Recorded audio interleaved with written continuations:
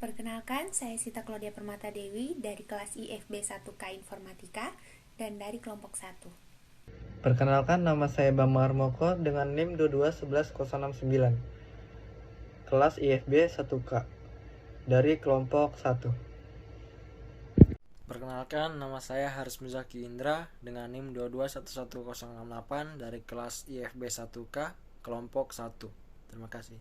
Halo, perkenalkan nama saya Fajar Ajis Pratama. NIM saya 2211092. Saya dari kelas IFB 1K dan saya dari kelompok 5. Perkenalkan, nama saya Nicholas Margun, NIM saya 2211114 dari kelas IFB 1K dan kelompok saya adalah kelompok 5. Kata pengantar. Puji syukur kehadiran Allah Subhanahu wa Ta'ala karena atas rahmat dan karunia-Nya lah kami dapat menyelesaikan penyusunan laporan analisis pengukuran usability terhadap platform marketplace di Indonesia dengan baik. Dokumen laporan analisis pengukuran usability terhadap platform marketplace di Indonesia disusun sebagai laporan analisis pengukuran usability terhadap platform marketplace di Indonesia, khususnya Zalora. Kami sampaikan terima kasih kepada semua pihak yang telah bekerja keras dalam penyusunan dokumen laporan analisis pengukuran usability terhadap platform marketplace di Indonesia. Semoga Allah Subhanahu wa Ta'ala senantiasa memberikan petunjuk serta memberikan kekuatan kepada kita semua. 1.1 Latar belakang. Marketplace online merupakan portal belanja online di mana penjual atau merchant dan pembeli dipertemukan untuk melakukan proses transaksi jual beli.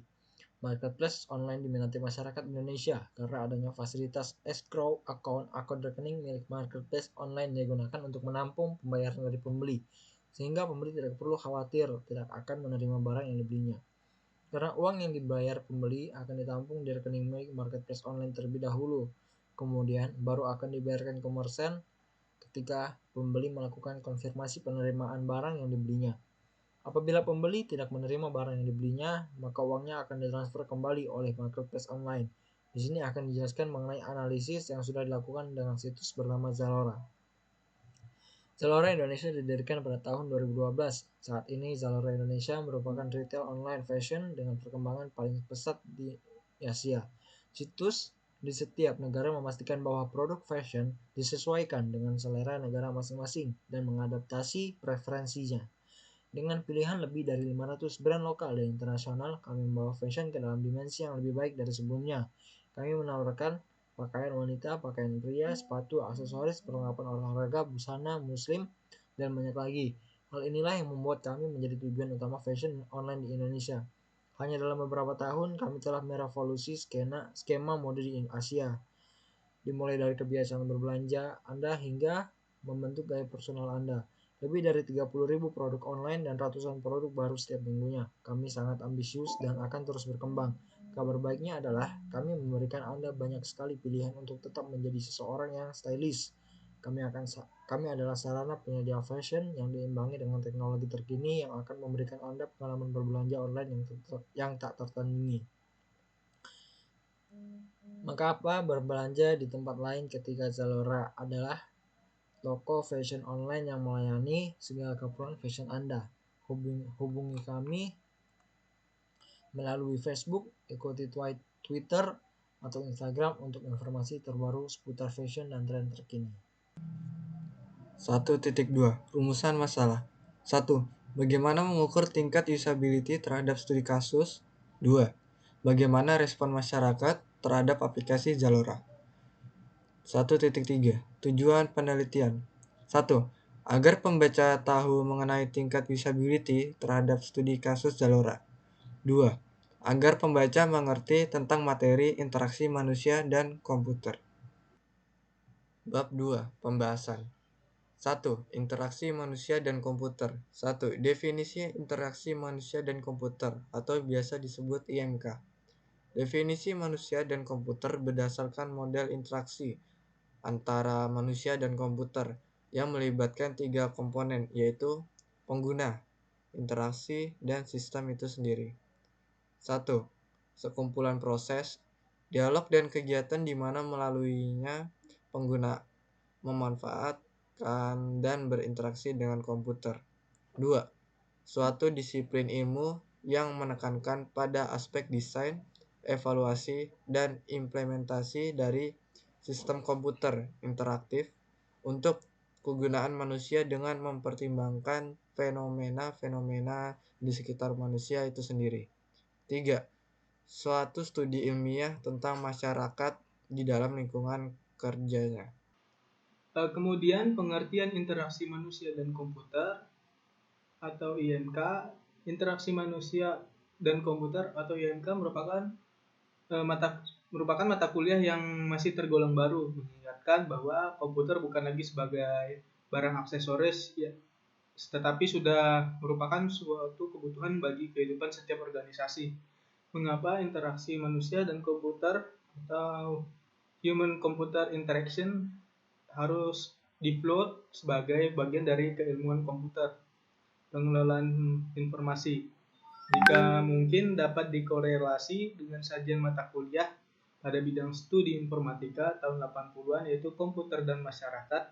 Aspeknya menekankan pada tingkat sosialisasi pemanfaatan komputer dengan tujuan yang konsisten yaitu efisiensi dan efektivitas.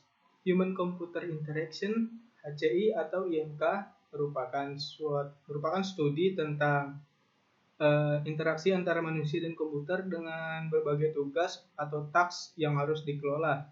Interaksi manusia dan komputer atau human and computer interaction yang bertujuan memahami manusia sebagai sumber daya terpenting dalam membangun sistem dan juga harus diperhatikan karena nantinya manusialah yang akan menggunakan sistem yang dibangun.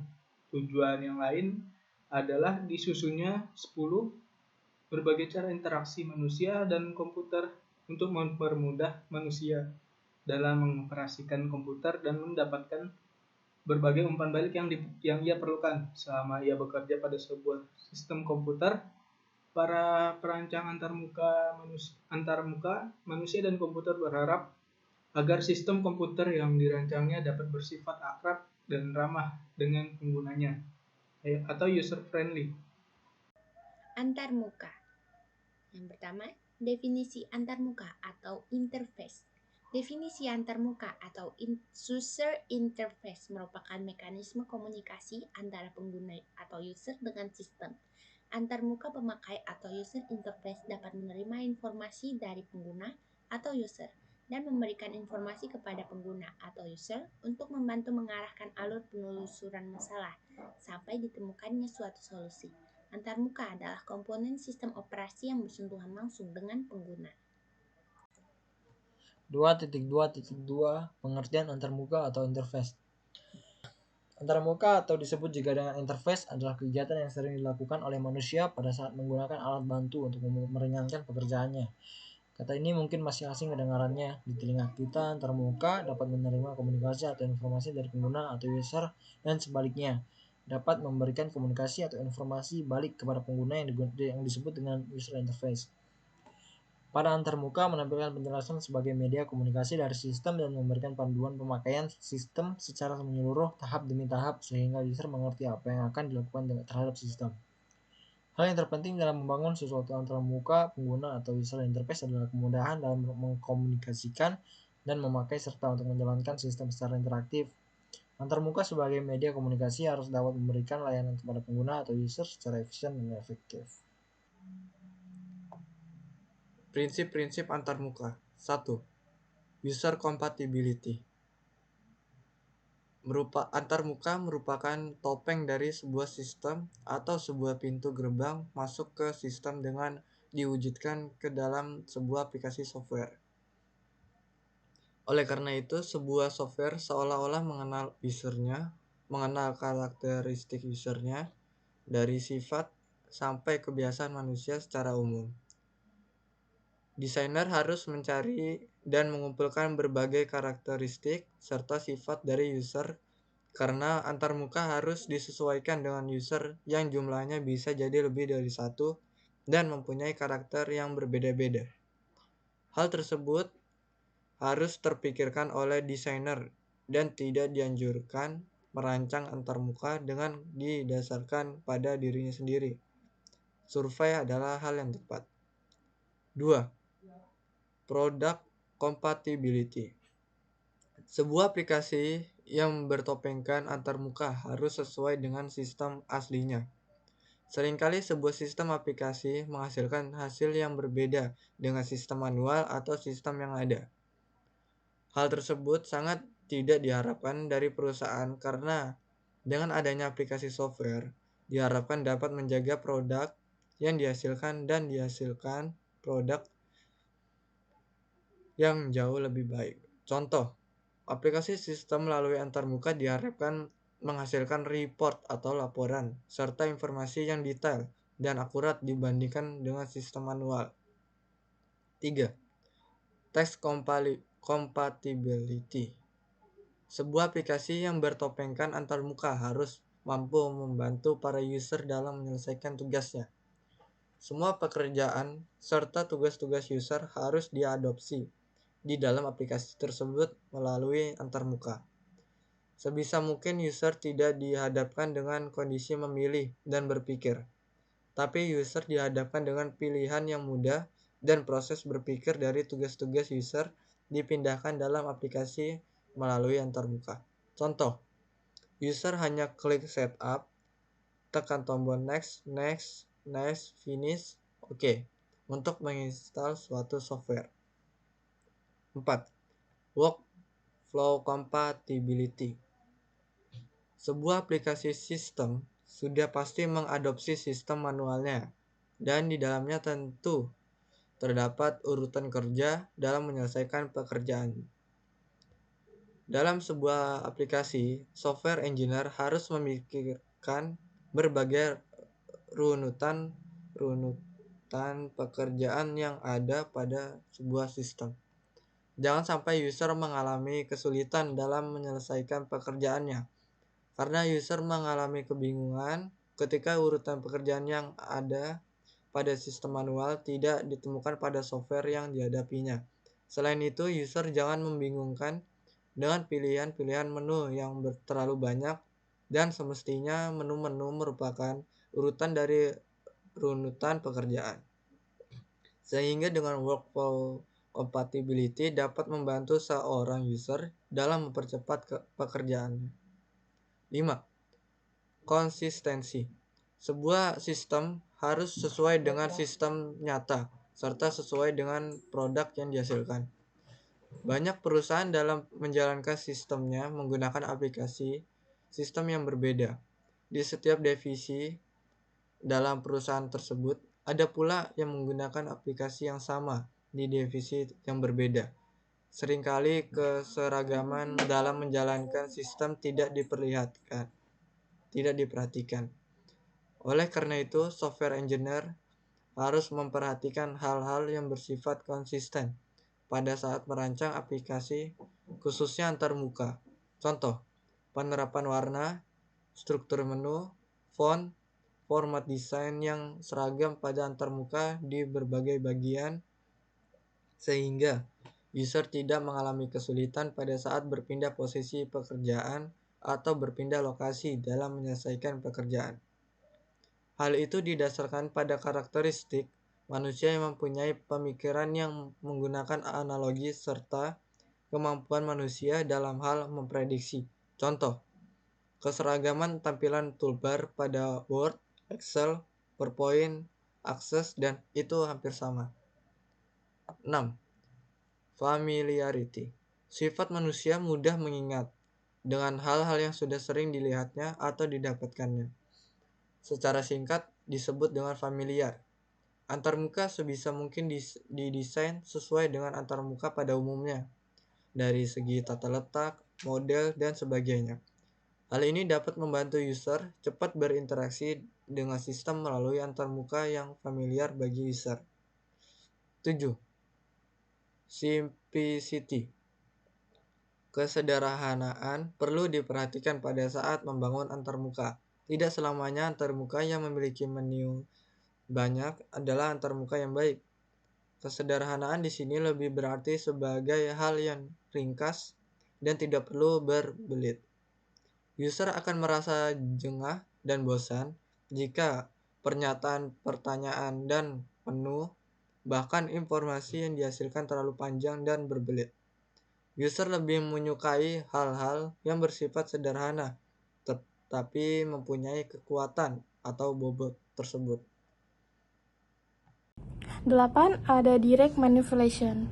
User berharap aplikasi yang dihadapinya mempunyai media atau tools yang dapat digunakan untuk melakukan perubahan pada antarmuka.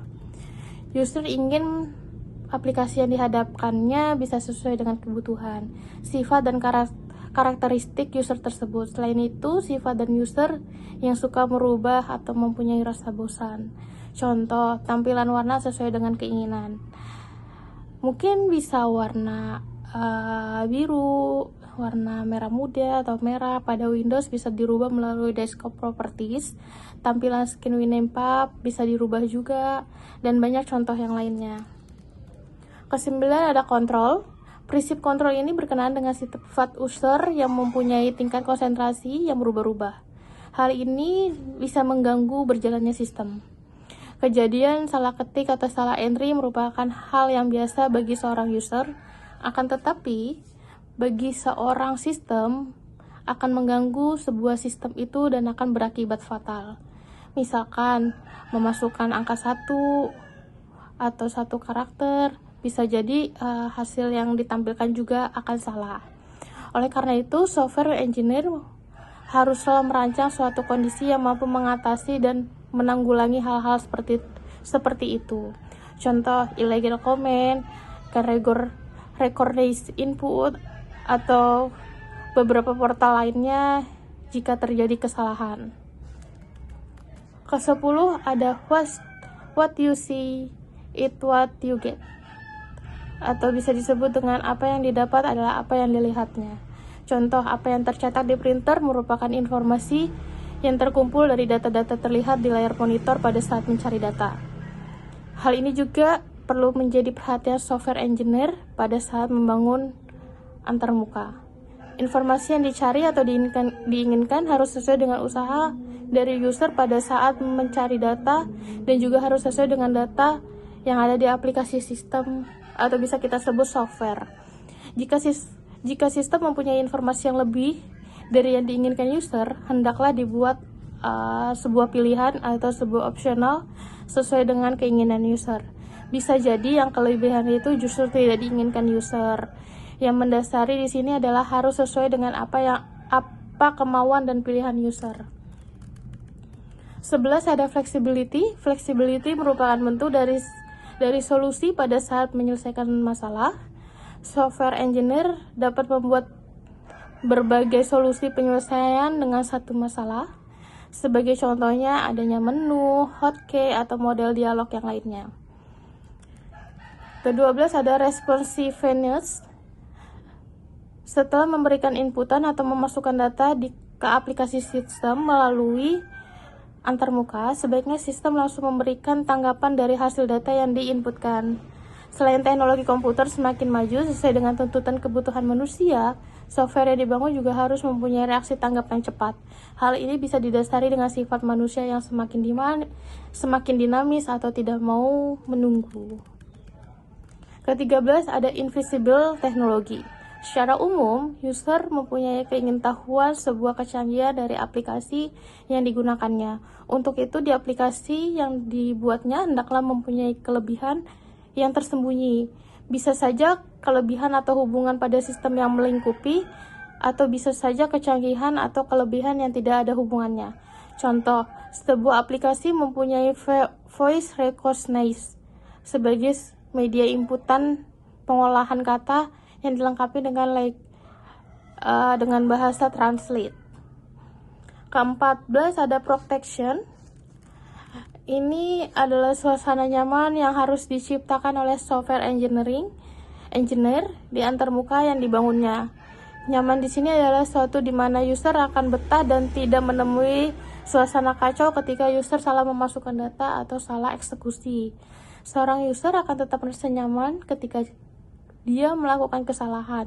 Misalnya ketika kita melakukan penghapusan file, kan masih ada tersimpan di recovery tools seperti ada Yundo, ada Restelbin, atau ada yang lain-lainnya gitu.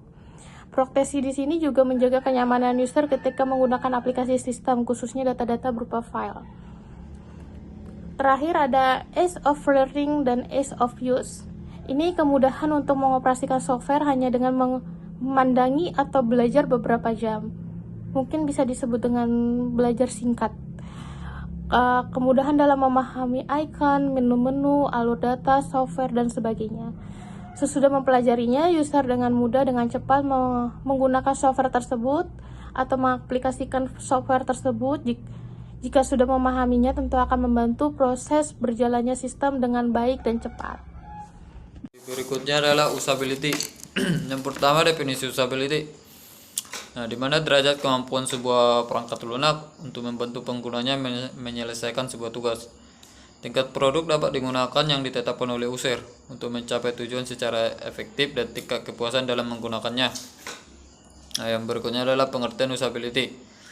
Usability atau ketergunaan adalah ukuran atau derajat pengalaman pengguna saat berinteraksi dengan produk atau sebuah sistem, aplikasi, teknologi maupun peralatan yang dioperasikan secara efektif dan efisien dalam ruang lingkup penggunanya.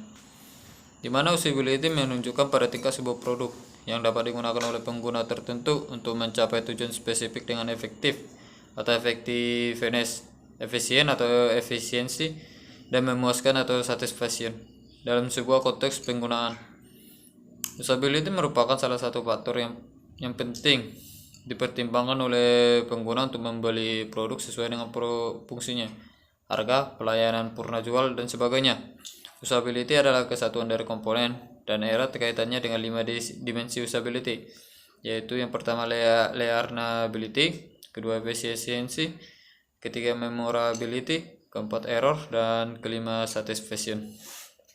Nah, yang berikutnya adalah pengertian usability menurut ahli, di mana menurut Nielsen pada tahun 1993, usability adalah ukuran kualitas pengalaman pengguna ketika berinteraksi dengan produk atau sistem, apakah situs web, aplikasi perangkat lunak, teknologi bergerak, maupun peralatan lain yang dioperasikan oleh pengguna. Nah, berikut menurut Han dan kawan-kawan pada tahun 2000, usability adalah derajat keefisienan dan keefektifan pengguna di antara pengguna, tugas, peralatan, dan lingkungan yang ditetapkan. Berikutnya menurut ISO 9241 tahun 1999, usability adalah tingkat di mana produk bisa digunakan oleh pengguna tertentu untuk mencapai tujuannya dengan lebih efektif, efisien, dan memuaskan dalam ruang lingkup penggunanya. Sifat dan prinsip usability beserta contohnya. Yang pertama, sifat usability.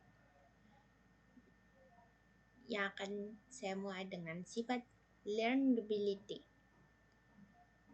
Sifat learnability merupakan kemudahan yang memungkinkan user baru berinteraksi secara efektif dan dapat mencapai performance yang maksimal.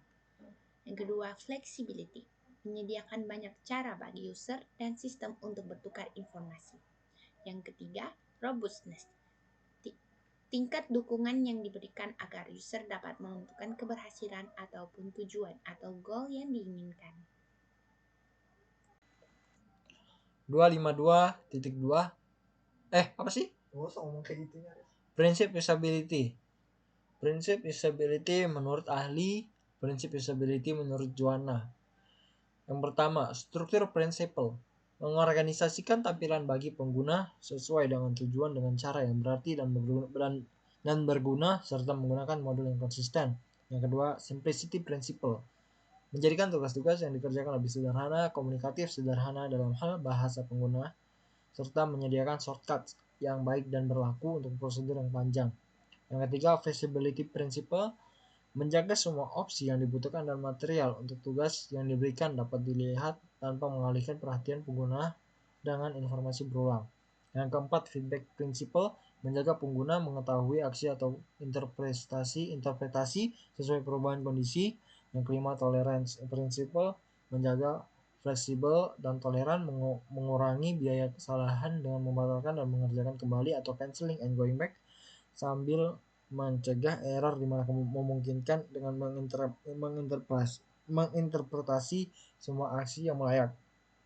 Dan yang keenam, reuse principle, mengurangi kebutuhan pengguna untuk memikirkan kembali dan mengingat dengan menggunakan kembali komponen internal dan eksternal, memperbaiki konsisten tujuan. Prinsip usability menurut Nielsen pada tahun 1993. Yang pertama, feasibility of system status. Sistem harus selalu memberikan informasi kepada pengguna atas apa yang terjadi melalui feedback yang tepat. Yang kedua, match between system and the real world. Sistem tersebut harus berbicara dalam bahasa para pengguna dengan kata-kata, frase, dan konsep yang akrab bagi pengguna. Sistem juga harus mengikuti sistem dunia nyata, membuat informasi muncul dalam cara yang alami dan logis. Ketiga, user control and freedom. Pengguna sering memilih fungsi dari sistem karena ketidaksengajaan dan membuat tanda yang jelas untuk keluar. Hal ini dapat didukung dengan adanya unduh dan ridho. Consistency and standard. Pengguna tidak perlu bertanya-tanya mengenai perbedaan kata, situasi, atau tindakan yang berarti hal yang sama. Error prevention. Akan lebih baik apabila pesan error dirancang hati-hati dengan pencegahan error sebelum terjadi. Salah satu caranya adalah dengan memeriksa dan menjelaskan kepada pengguna dengan konfirmasi sebelum mereka menyetujui suatu tindakan. Yang keenam, recognition rather than recall. Mengurangi beban memori pengguna dengan membuat objek, aksi, dan opsi yang terlihat. Pengguna tidak harus mengingat kembali informasi sebelumnya. Flexibility and efficiency of use accelerator yang tidak dapat digunakan oleh pengguna pemula seringkali mempercepat interaksi dan sistem dapat memenuhi keduanya, yaitu pengguna yang belum berpengalaman dan yang berpengalaman. Yang kedelapan, aesthetic and minimalist design. Dialog tidak mengandung informasi yang tidak relevan dan jarang dibutuhkan.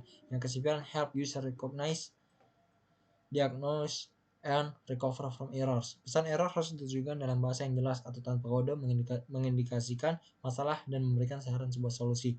Yang ke-10, help and documentation. Meskipun lebih baik bila sistem dapat digunakan tanpa dokumentasi, akan lebih penting bila menyediakan help dan documentation. Prinsip-prinsip usability dalam learnability. 1. Predictability.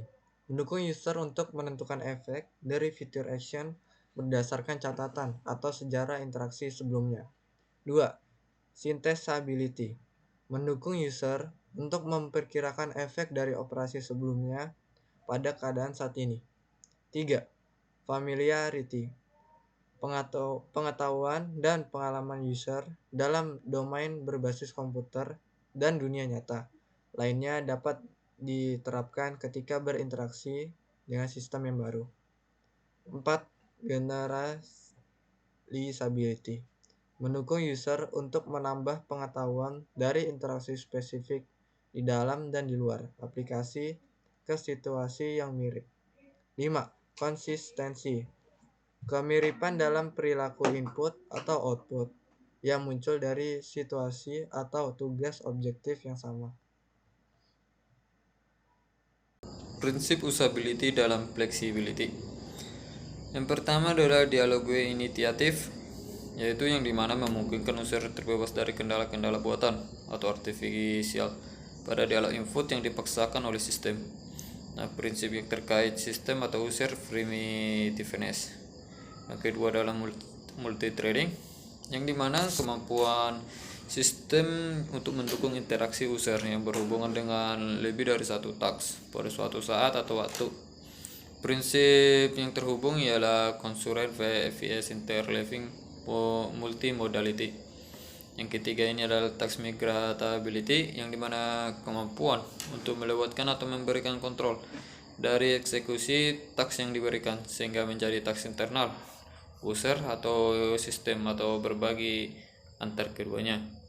Yang keempat ini adalah substitutivity, yaitu yang dimana memungkinkan nilai-nilai value equivalent antara input dan output yang masing-masing secara bebas dapat disubstitusi.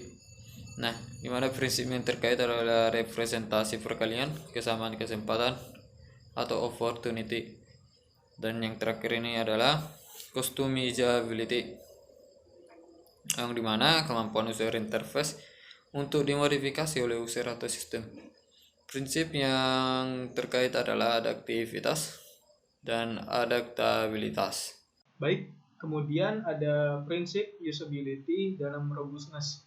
Pertama ada observability, kemampuan user untuk mengevaluasi keadaan sistem internal dan representasi yang dapat dimengerti atau dirasakan. Prinsip yang terkait adalah browsability, static dynamic default, reachability, persistence, operation visibility. Kemudian ada recoverability, kemampuan user untuk melakukan koreksi bila kesalahan telah dikenali. Prinsip yang terkait adalah reachability, forward dan backward recovery, commensurate effort. Kemudian ada responsiveness, bagaimana user mengetahui, menyadari laju komunikasi dengan sistem. Prinsip yang terkait adalah stabilitas.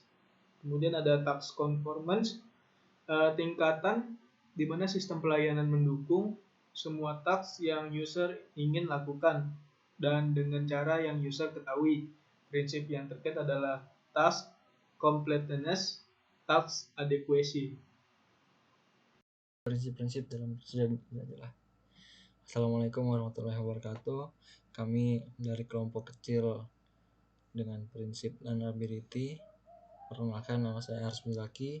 Perkenalkan, nama saya Sita Claudia Permata Dewi. Kali ini kami akan membahas tentang learnability. Apa itu learnability? Learnability adalah kemudahan yang memungkinkan user baru berinteraksi secara efektif dan dapat mencapai performance yang maksimal. Selanjutnya, prinsip yang mendukung pendayagunaan yang mempengaruhi learnability.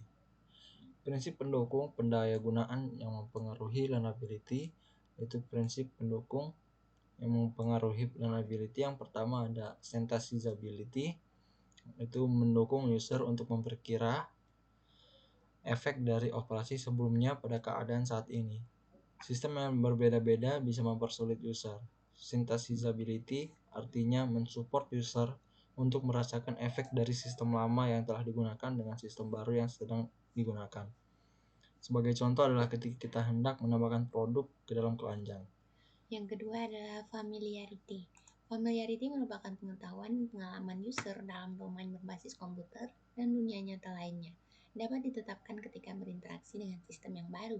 Familiarity adalah kemampuan sebuah UI untuk mudah dikenali, fungsi dan kemampuan oleh user. Contoh lain, penerapan prinsip familiarity adalah antarmuka situs web Zalora adalah pada penempatan tombol search dan navigasi bar.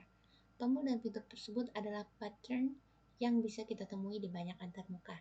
Hal tersebut tentunya dapat memudahkan pengguna untuk memahami keterkaitan antara dua tombol tersebut. Oke, untuk prinsip selanjutnya adalah generalizability. Generalizability mendukung user untuk menambah pengetahuan dari interaksi spesifik di dalam dan di luar aplikasi ke situasi yang mirip.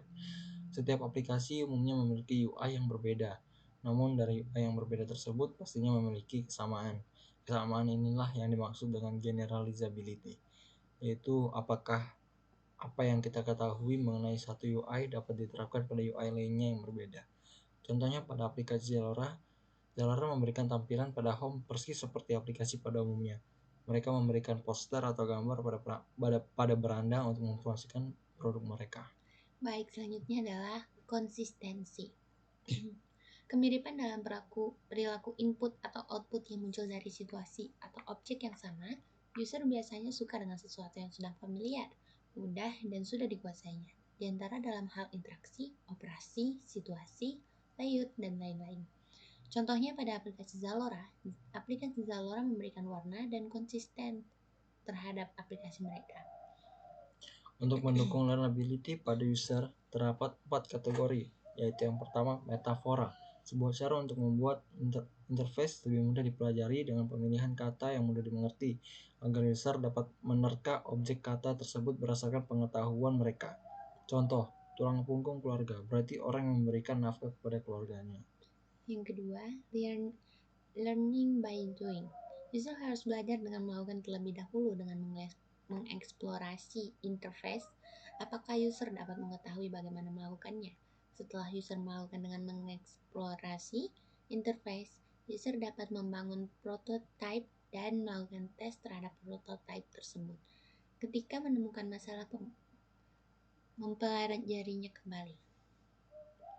Yang ketiga, seeking help. User dapat mencari bantuan ketika mereka tidak tahu untuk apa yang harus dilakukan terhadap interface tersebut. Contoh, mencari bantuan melalui Google.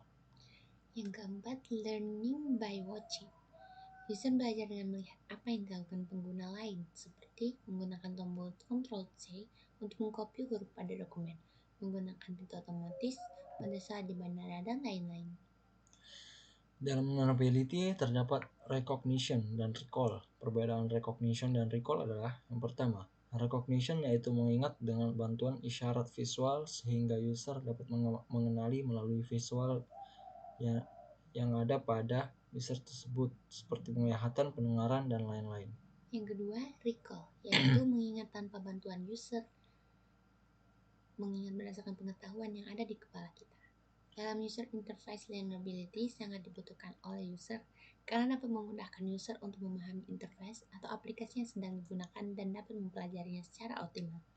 Untuk mendukung seberapa pentingnya learnability pada UI, ada beberapa cara, yaitu yang pertama, user harus tahu atau perlu bukti yang telah mereka lakukan ketika mengklik mengirim sesuatu ke suatu halaman web dan apa yang terjadi selanjutnya. Supaya user dapat mengetahui bukti terhadap apa yang mereka lakukan, disinilah learnability sangat penting dengan memberikan animasi agar user dapat mempelajari dan mengerti bahwa mereka telah mencari atau mengirimkan melalui halaman tersebut. Seperti contoh ketika user mencari pesan di Gmail tentang kategori promotion.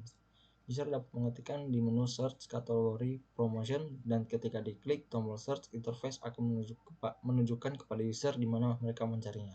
Yang kedua, pemetaan suatu sistem adalah hubungan antara memindahkan kontrol atau secara digital dan bagaimana hasilnya di dunia nyata. Begitu juga bagaimana user melakukan pemetaan terhadap kontrol yang mereka pelajari dalam sebuah halaman dan melakukannya dalam kehidupan nyata. Yang ketiga, menggunakan affordance. Affordance adalah bagaimana user mempelajari sebuah interface dengan menunjukkan dapat digunakan dengan menggunakan pengetahuan sebelumnya. Yang keempat, ketika membentuk suatu sistem, ada baiknya membuat suatu interface, help, and documentation untuk berjaga-jaga apabila user tidak mengetahui suatu tampilan yang mereka pelajari. Dan yang kelima, dalam learnability konsistensi sangat diperlukan dalam suatu interface agar user tidak bingung terhadap tampilan yang mereka lihat. Seperti pada suatu tampilan ketika menggunakan tombol yes, seterusnya pada tampilan berikutnya menggunakan tampilan yes.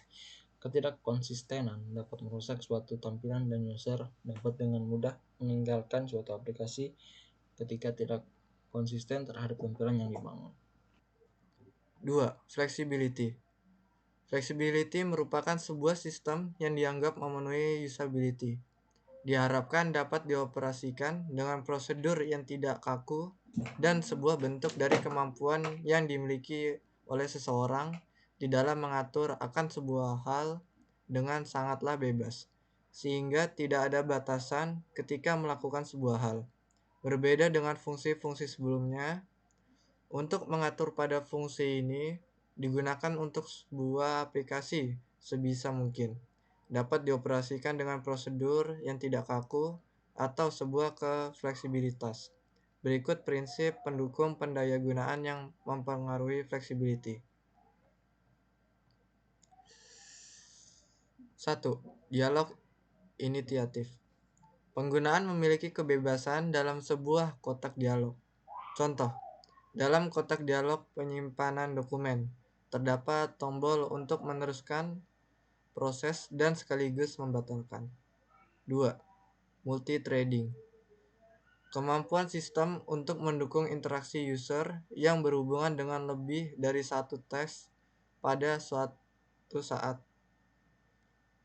Prinsip yang terhubung adalah konkuren dengan interleaving multimodality, yaitu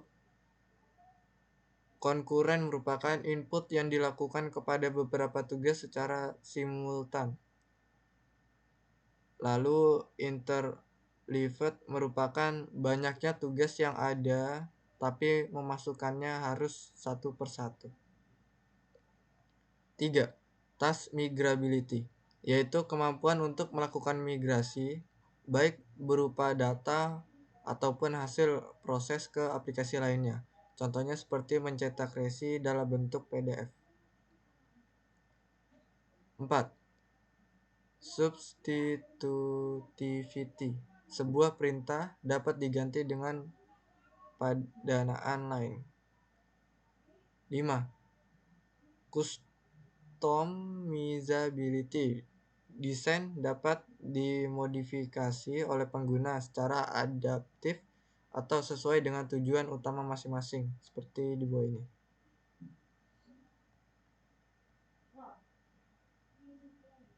Kemudian masuk ke robustness merupakan tingkat dukungan yang diberikan agar user dapat menentukan keberhasilan atau tujuan yang ingin dicapai.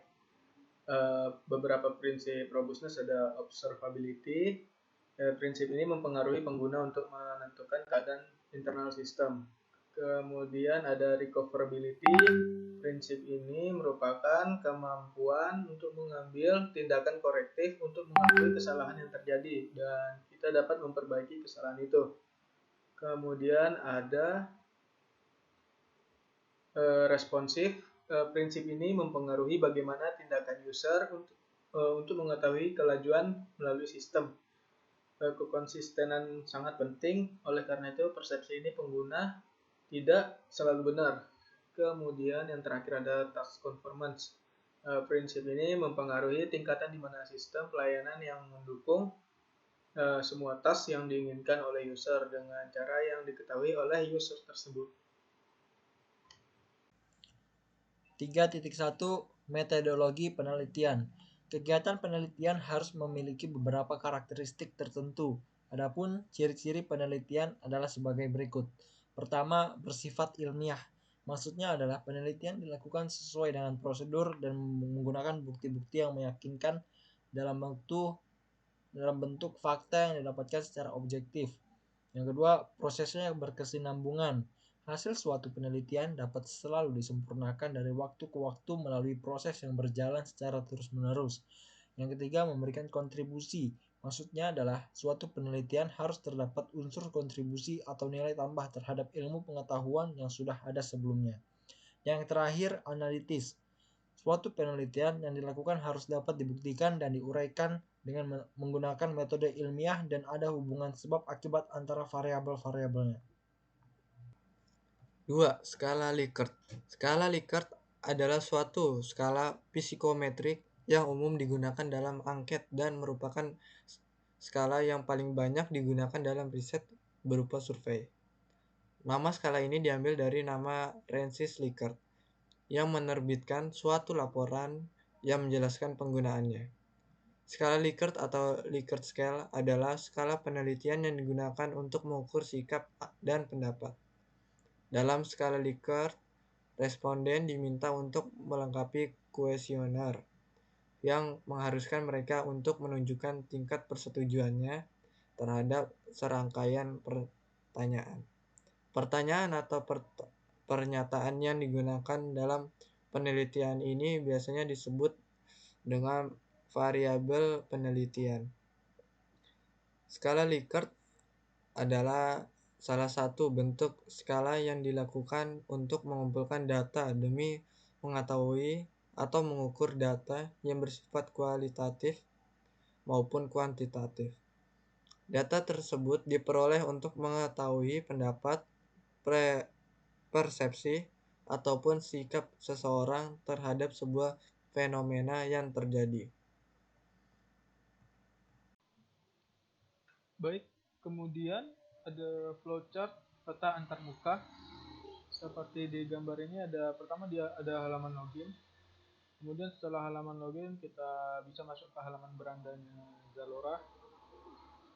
Seperti ini. Kemudian di halaman beranda kita bisa melihat di bawahnya kita scroll ada halaman subkategori. Kemudian di bagian ini ada halaman keranjang. Kemudian setelah halaman keranjang kita bisa check out di halaman ini, seperti ini halaman check outnya. Kemudian ada halaman verifikasi pembayaran. Oke, selanjutnya adalah kuesioner mengenai learnability untuk mengukur seberapa pentingkah, seberapa baguskah kedayagunaan pada aplikasi Zalora. Untuk soal yang pertama itu pada prinsip predictability. Soal pertama, pada halaman utama Zalora, apakah Anda paham untuk memprediksi hasil dari tindakan saat mengklik menu yang ditandai pada bar navigasi di aplikasi Zalora? Dan untuk soal kedua, pada bagian footer halaman Zalora terdapat menu untuk download aplikasi di mobile. Seberapa pahamkah Anda apa hasil apabila salah satu button diklik? Dan yang ketiga, tombol berikut terdapat pada halaman keranjang. Seberapa pahamkah Anda untuk memprediksi apa hasil dari aksi klik pada tombol tersebut? Yang keempat, di bawah ini adalah tampilan untuk login. Seberapa pahamkah Anda untuk memprediksi hasil apabila Anda mengklik tombol masuk? Dan yang terakhir, yang berikut adalah tampilan produk pada halaman detail produk Zalora. Terdapat beberapa tombol yang ada pada halaman tersebut. Pahamkah Anda untuk memprediksi hasil dari aksi mengklik masing-masing tombol tersebut? Dan pembahasan kedua yaitu mengenai synthesizability. Pertanyaan pertama, pahamkah Anda bahwa menu-menu pada Zalora berada pada atas tampilan aplikasi Zalora? Yang kedua, pada saat ingin login, pahamkah Anda di mana letak untuk melakukan login? Yang ketiga, berikut adalah tampilan keranjang. Pahamkah Anda dengan tampilan tersebut? Dan yang keempat, di mana di bawah ini adalah gambar ketika mencari sesuatu. Pahamkah Anda apa yang akan terjadi ketika mencari sesuatu? Dan yang terakhir, pada saat ingin menambahkan produk ke dalam keranjang, pahamkah Anda bagaimana cara menentukan size atau ukuran sepatu pada gambar di bawah ini? Selanjutnya, kuesioner untuk prinsip familiarity. Untuk soal pertama, berikut adalah tampilan homepage dari Zalora. Menurut Anda, setujukah Anda bahwa Zalora menggunakan icon yang familiar? Dan yang kedua, pada tampilan sign in atau daftar akun di bawah ini, setujukah Anda bahwa tata letak masing-masing inputan terasa familiar? Dan yang ketiga, pada tampilan keranjang Zalora, setujukah Anda untuk tata letak pada produk dan aksi untuk melanjutkan pesanan serta memilih opsi produk seperti ukuran, warna, dan lainnya terasa familiar? Yang keempat, berikut adalah bar navigasi pada Zalora. Setujukah Anda bahwa tata letak antara tombol search dan menu lainnya familiar? Dan pertanyaan terakhir, pada prinsip familiarity, yaitu berikut adalah tampilan homepage home pada Zalora. Terdapat gambar atau slider statik untuk menampilkan promo yang sedang berlangsung. Menurut Anda, setujukah bahwa hal itu familiar? Dan untuk selanjutnya, kita membahas prinsip generalizability. Pertanyaan pertama, berikut adalah tampilan keranjang pada Zalora. Menurut Anda, apakah tampilan tersebut berprinsip general? Yang kedua, ketika hendak check out barang yang berada pada keranjang untuk pertama kalinya, Anda akan diminta untuk melengkapi data-data pribadi seperti alamat, nomor HP, dan data lainnya. Menurut Anda, apakah hal tersebut general? Yang ketiga, pada tampilan sign up, terdapat beberapa inputan. Menurut Anda, generalkah tampilan inputan pada sign up? Yang keempat, berikut adalah tampilan home pada aplikasi Zalora. Terdapat suatu section yang menampilkan kategori-kategori produk. Menurut Anda, apakah hal tersebut menerapkan fungsi general? Dan yang terakhir, pada pengaturan akun saya terdapat beberapa menu untuk mengatur akun, melacak pesanan, belasan, dan lainnya. Menurut Anda, apakah hal tersebut menerapkan prinsip dari generalizability? Pembahasan selanjutnya yaitu konsistensi. Berikut adalah gambar untuk melanjutkan checkout produk. Setujukah Anda bahwa setiap tombol untuk melanjutkan aksi yang sama menerapkan prinsip konsistensi? Yang kedua, tampilan pada footer memiliki banyak konteks. Menurut Anda, apakah tata letak serta warna pada tampilan footer tersebut menerapkan prinsip konsistensi? Yang ketiga, setiap halaman pada aplikasi Zalora terdapat menu untuk melakukan login. Menurut Anda, apakah setiap menu tersebut menerapkan fungsi konsistensi untuk bisa masuk ke halaman login? Dan pertanyaan keempat, ketika memilih kategori, tampilan pada setiap kategori memiliki tata letak menu seperti filter serta lainnya. Menurut Anda, apakah hal tersebut sudah memenuhi prinsip dari konsistensi? Pertanyaan terakhir dari materi prinsip konsistensi adalah pada tampilan detail produk. Apabila kita memilih salah satu produk dengan produk lainnya, kita dapat melihat bahwa setiap tampilan detail produknya sama, yaitu terdapat beberapa menu seperti untuk melanjutkan proses checkout atau edit pesanan produk. Menurut pendapat Anda, apakah hal tersebut sudah menerapkan prinsip konsistensi? Sekian kuesioner mengenai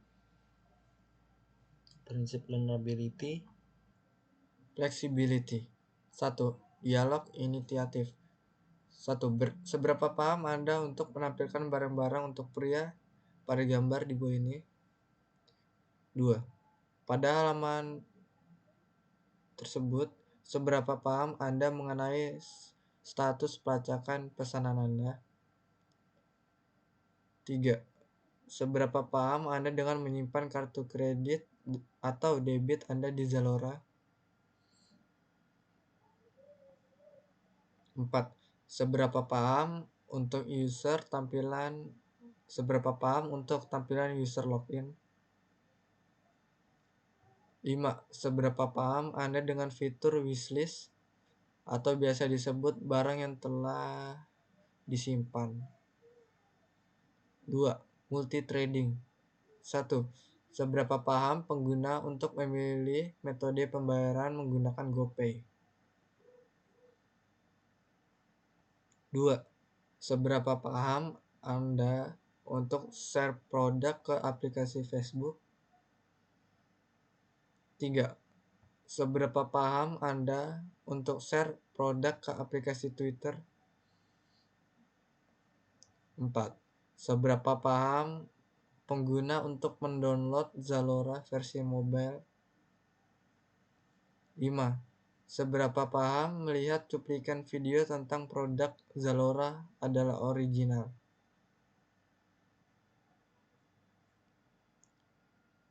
3. Task migrability. 1. Seberapa paham user untuk mendownload aplikasi Zalora di Android?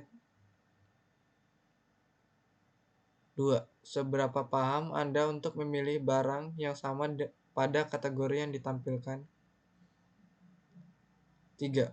Seberapa paham Anda untuk menyimpan barang yang ada di keranjang? 4. Seberapa paham pengguna untuk ingin menampilkan barang tertentu, misal sepatu yang ada di foto tersebut? 5. Seberapa paham user untuk mendownload aplikasi Zalora versi iOS? 4. Substitutivity. 1. Pada halaman keranjang, pahamkah Anda dengan tampilan menambahkan jumlah barang yang Anda ingin pesan? Seperti gambar di bawah ini. 2. Pada halaman checkout, pahamkah Anda tentang menggunakan voucher pada pesanan Anda? 3. Seberapa paham Anda untuk memesan barang? 4. Seberapa paham Anda dalam mengakses akun pelanggan baru dan pelanggan lama? 5. Seberapa paham untuk login Zalora menggunakan Facebook? 5. Customizability. 1. Seberapa paham Anda dengan tampilan menghapus barang yang ada di keranjang Anda? 2. Pada halaman checkout, seberapa paham Anda untuk mengubah atau menambahkan alamat tujuan di pesanan Anda? 3. Seberapa paham Anda dengan tampilan memilih ukuran baju tersebut? 4. Pada halaman checkout, seberapa paham Anda untuk memilih ekspedisi yang Anda inginkan? 5. Pada halaman checkout, seberapa paham Anda untuk mengubah metode pembayaran di pesanan Anda?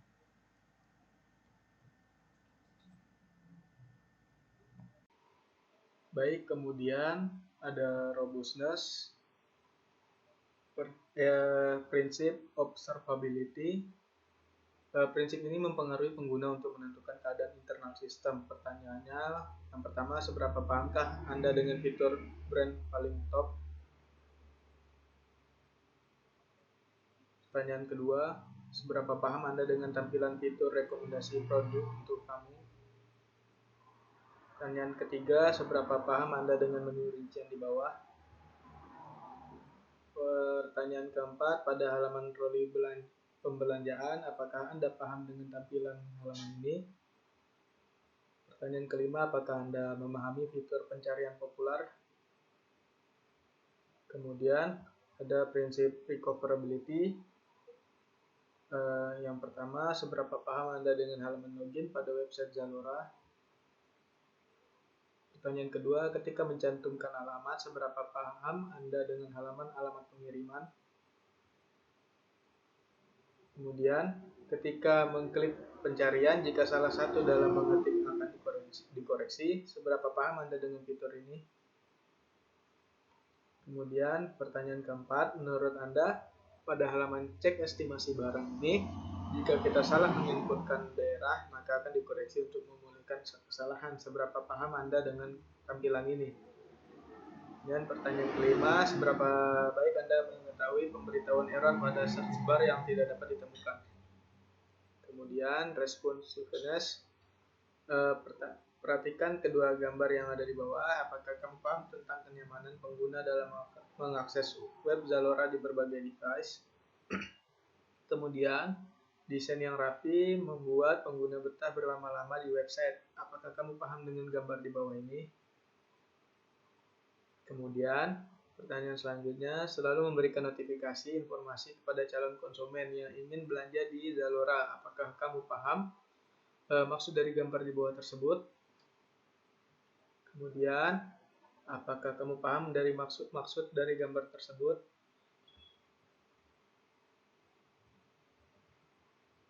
Kemudian, memberikan pelayanan atau membantu pengguna dalam berbelanja di Zalora. Apakah kamu paham dengan gambar tersebut?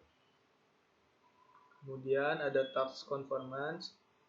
Pertanyaannya, sebelum berbelanja, pastinya Anda akan login terlebih dahulu, di mana pengguna pemula dapat dengan mudah mengakses atau menggunakan aplikasi atau web.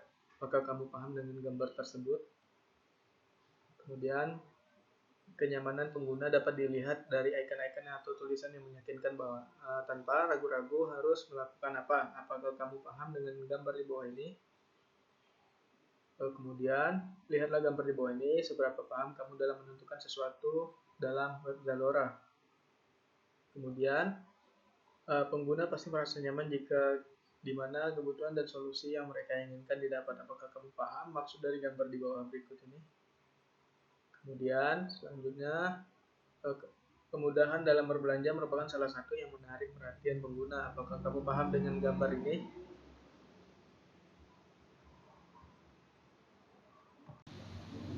Baik, kita masuk ke bab 4, pengertian, analisis, dan perhitungan. Kemudian kita masuk ke pertanyaan dasar kuesioner. Pertanyaan ini berisi tentang grafik jawaban dari koresponden yang dibuat di Google Form.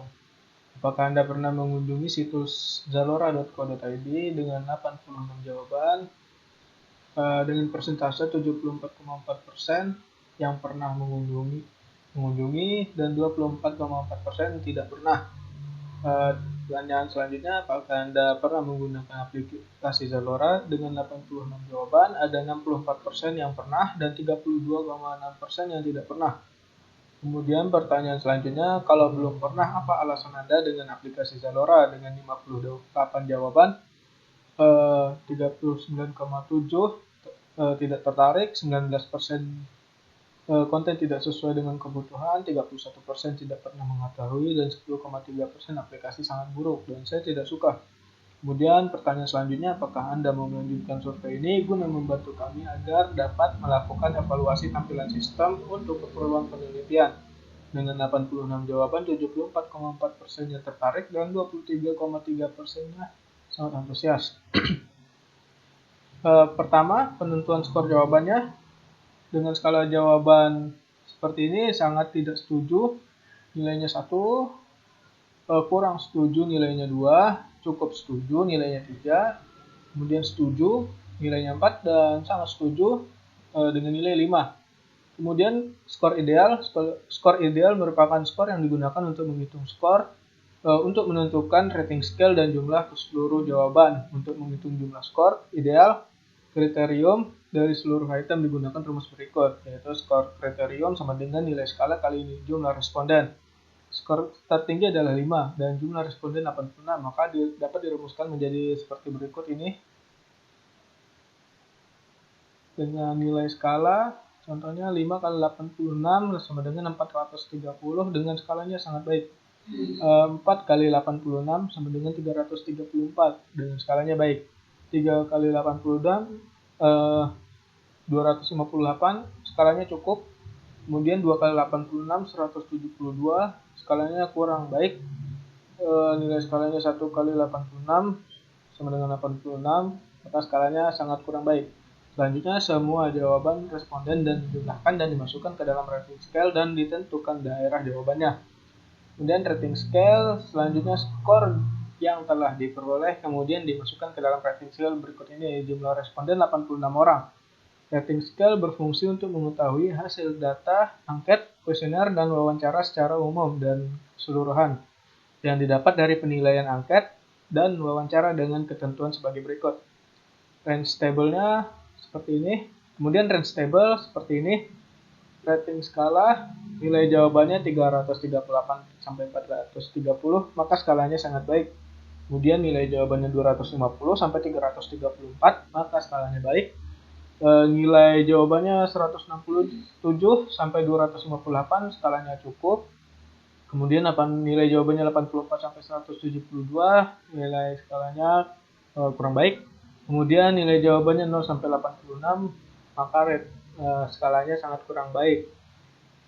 Berikutnya adalah pengertian, analisis, dan perhitungan hasil dari kuesioner yang telah diambil dari responden. Pertama, hasil perhitungan setiap pertanyaan vulnerability. Pertanyaan pertama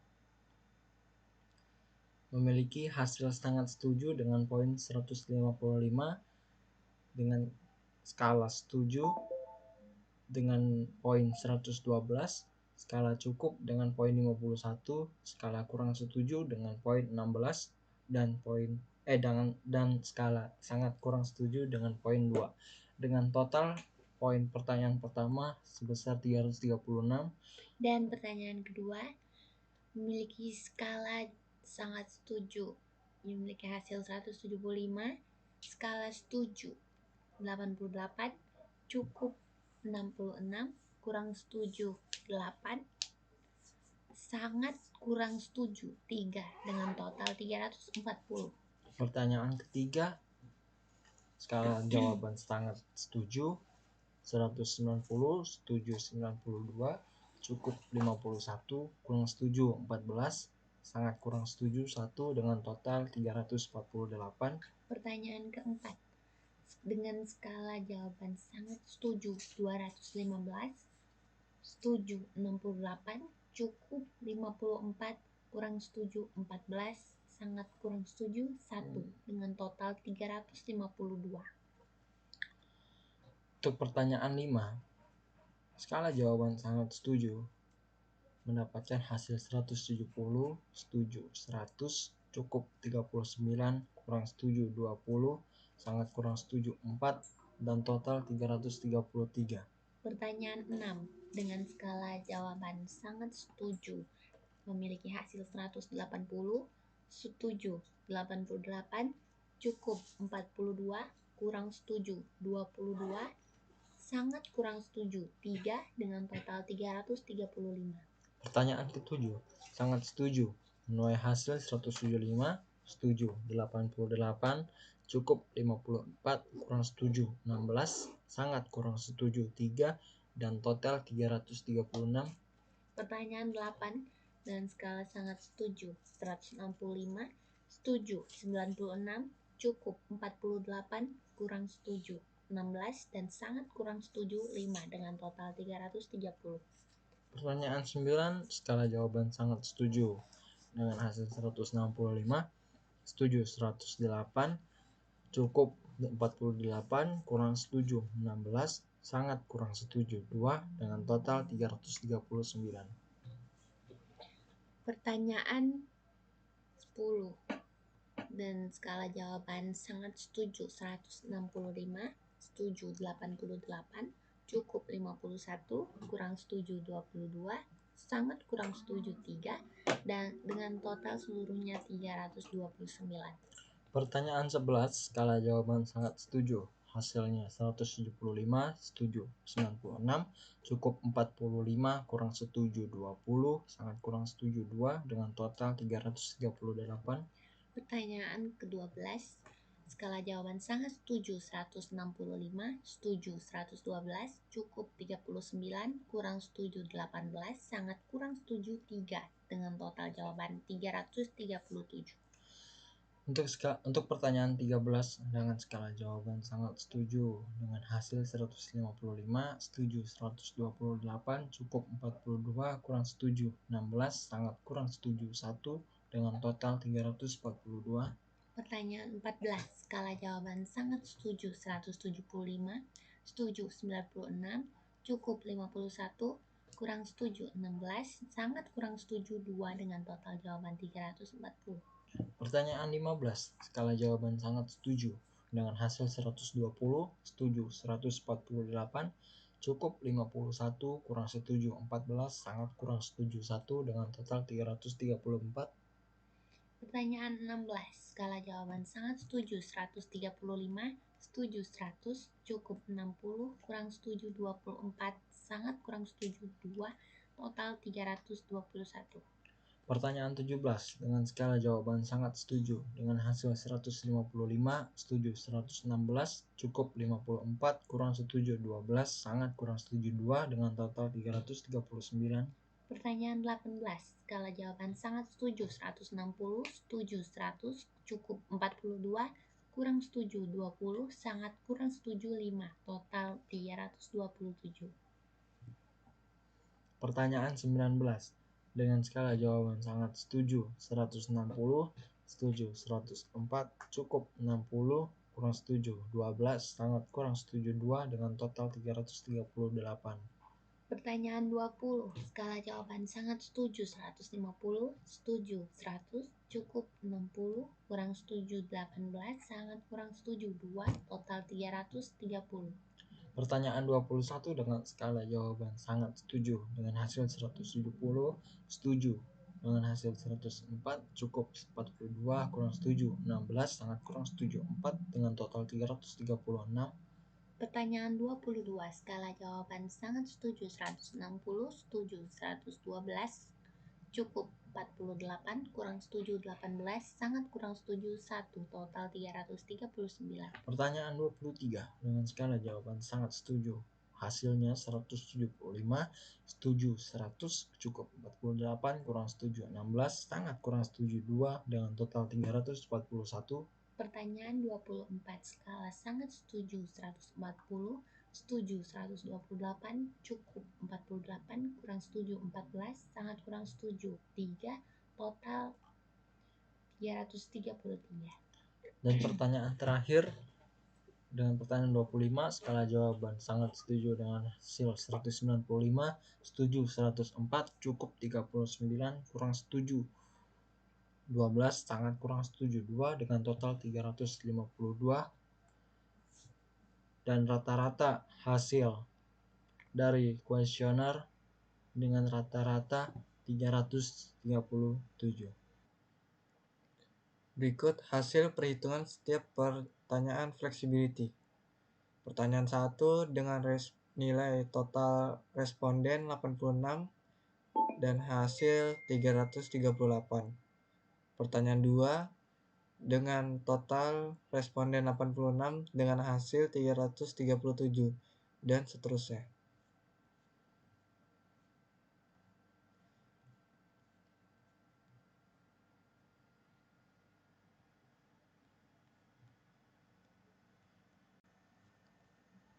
Berikut adalah nilai jumlah semua soal flexibility dengan rata-rata 322,76. Berikut hasil perhitungan setiap pertanyaan robustness. Pertanyaan pertama dengan total 86, hasilnya 328. Kemudian pertanyaan kedua dengan total 86 dengan hasil 357. Begitu seterusnya pertanyaan ketiga sampai 20.